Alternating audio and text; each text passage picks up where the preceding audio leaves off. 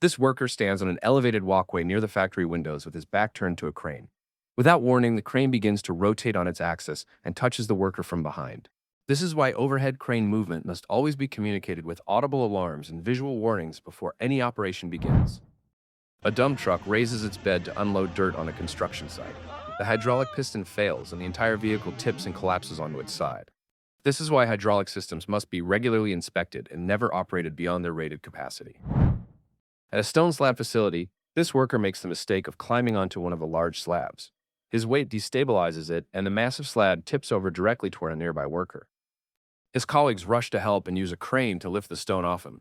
Incredibly, the worker survived. These slabs, which weigh several tons, must always be stored in secured racks with proper bracing, and no worker should ever climb onto unsecured slabs. Here we see a worker positioned directly underneath a fully tilted truck cab, carrying out repairs. The cab is being held up by nothing but the hydraulic tilt mechanism, with no secondary support in place. This is a critical mistake.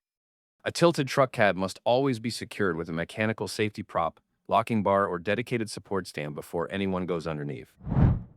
This forklift carries a long, unsecured, and unevenly balanced load with the forks raised high, this being the first mistake. As the operator reaches the edge of the pavement, one side of the forklift climbs the curb while the other stays on the road. The center of gravity was far too high, and this slight tilt was all it took for a collapse. A large metal workpiece, being machined on a CNC lathe, suddenly broke loose just as a worker was passing by. Fortunately, the worker suffered zero injuries and was able to get up and walk on his own.